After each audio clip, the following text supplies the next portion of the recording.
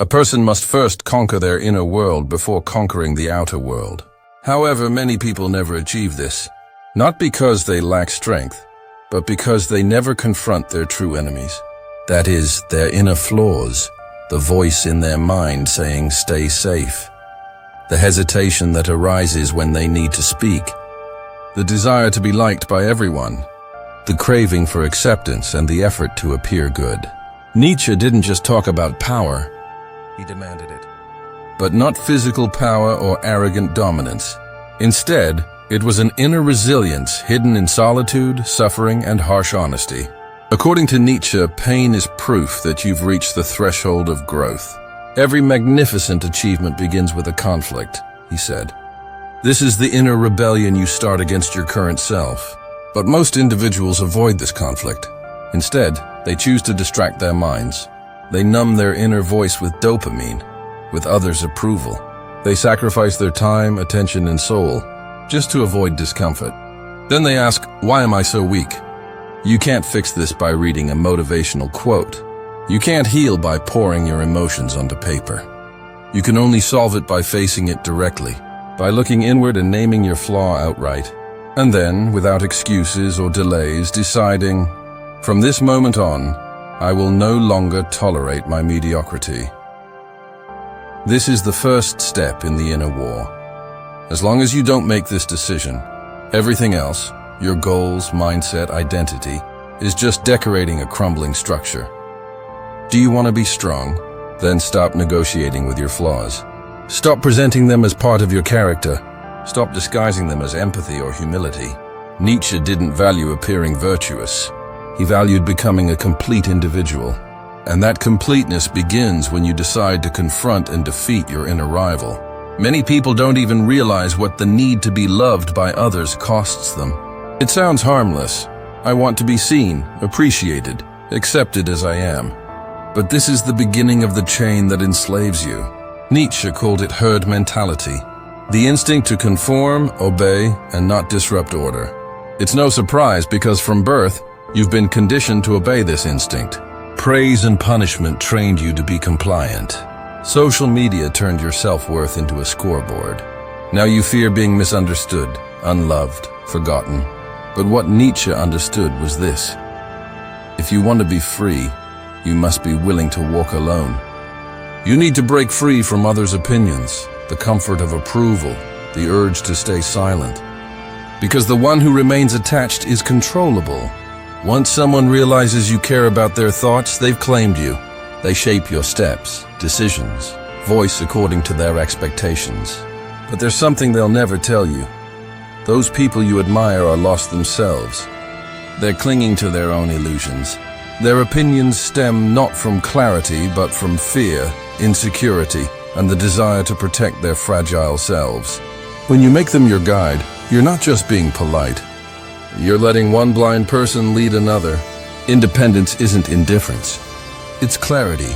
It's knowing when to care and when to let go. It's treating your energy, vision, and mind as sacred. And not everyone has access to it. They shouldn't. Because if your identity is shaped by others' approval, it becomes empty. It turns into whatever gets applause. But an identity shaped by independence becomes sharp, simple, and unstoppable. So the next time you find yourself explaining, diminishing, softening your truth, just so others aren't uncomfortable, stop. Ask yourself, who am I really trying to please here? Them, or the old lie that I need their approval? Then walk away without a word. With silence, strength, independence. That's where victory is won. Emotional obligation is the silent killer of your potential. It doesn't seem dangerous. Sometimes it looks like maturity, sometimes like preserving peace.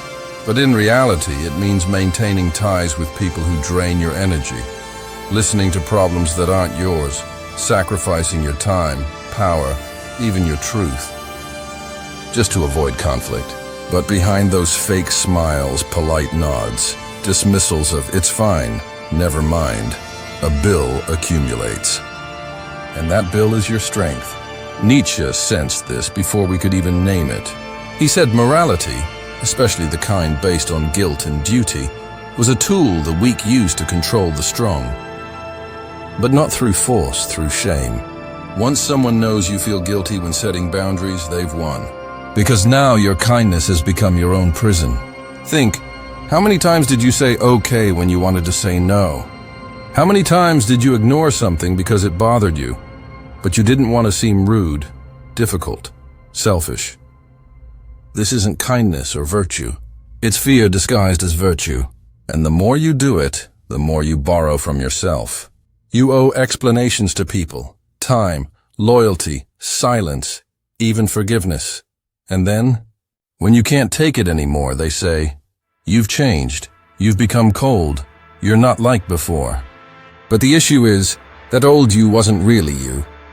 It was a mask shaped by others' desires, woven over years with emotional pressure, molded into whatever form suited their needs.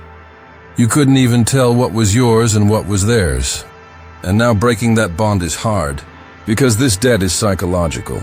From childhood, you've been taught. Your worth depends on how compliant, how little burden, how useful you are. So when you say no, cut the tie, you feel like a betrayer. But this isn't betrayal. It's healing. It's remembering the you before you had to be everything for everyone. Freedom doesn't start in the outside world. It starts by settling internal accounts. Not just with others, but with yourself. You don't owe anyone your peace. You don't owe explanations. And you don't owe anyone the promise to bring back your old self. Cut the ties, clear the account. Because when you stop carrying others' burdens, you realize you were never weak. You were just crushed under weights that weren't yours. And something changes. When you stop explaining yourself, stop offering your presence at a discount, that transformation begins. This is called power, and it starts when you become unreachable. But this isn't arrogance. It's conscious discipline, because what most people call bonds is just access rights. And when you revoke that access, true faces emerge. Nietzsche wouldn't satisfy the crowd. He aimed to transcend it. He said the crowd doesn't fear monsters. The crowd fears individuals who've lost the value of approval. When you stop explaining yourself to those who don't want to understand, you break a centuries-old agreement, a silently signed contract. You must shrink yourself according to the crowd's mood. Being unreachable isn't disappearing. It's gaining immunity against manipulation, guilt, giving up your clarity to comfort others. This is where you no longer shoulder others' emotional loads, no longer try to look good to those who don't ask, "How are you?" You ignore the bait, the provoking word, the silence presented as punishment, the drama pulling you back to your old role. When you don't react, you become unpredictable, and the unpredictable can't be controlled. There's power in mystery, silence, and distance. Not because you're hiding, but because you've realized not everyone needs to know who you are. Not everyone deserves front row seats to your transformation. Not everyone can access your energy, time, or focus. When you're unreachable, the right people find their way. The wrong ones reveal themselves, and you finally breathe. Without being watched, judged, pulled, because you're no longer serving as a function for others' emotional needs. Let phones go unanswered. Let messages stay unread. Let the world wonder what you're doing. This isn't loneliness. It's freedom. This is the power Nietzsche described. Not domination, but detachment. Not noise, but sovereignty. People fear not being able to control you, because you're no longer responding. You don't get angry, explain, or defend. You just leave. But this isn't anger. It's a decision, the quietest but most resolute way of saying enough. Nietzsche knew true power is shown not always by fighting, but by not responding, by refusing to be worn down. Because control depends on your guilt. Anyone who wants you to feel bad for setting boundaries wants to exploit you. They turn your kindness into a weapon against you, but you're no longer in that game. You're not seeking applause in that scripted theater. No audience, just you and your silence. People may call this detachment coldness, pride, selfishness, because you no longer need to be understood, and that drives them mad. But this is a sign you're on the right path, because manipulation only lives with your participation. When you stay silent, the game ends. True freedom wants neither applause nor approval nor a closing speech. You just walk away. Emotional detachment isn't an end. It's the real beginning. You no longer have to explain to anyone.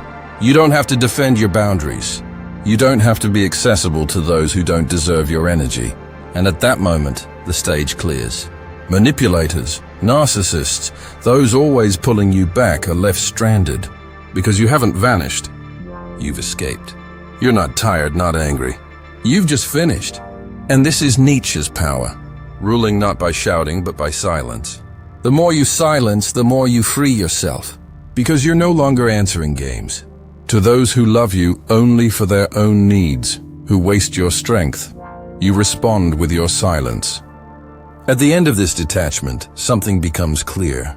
You've saved yourself, and now you don't have to convince anyone, nor change shape to be loved. This silence isn't weakness, it's mastery. You're no longer wasting your power in leaking systems, in broken bonds, endless defenses, the cycle of seeking approval. Because your strength is returning to you, you avoid unnecessary conversations. You're not shaken by others' judgments. You have no obligation to express yourself correctly. And this peace comes not from outside, but from within.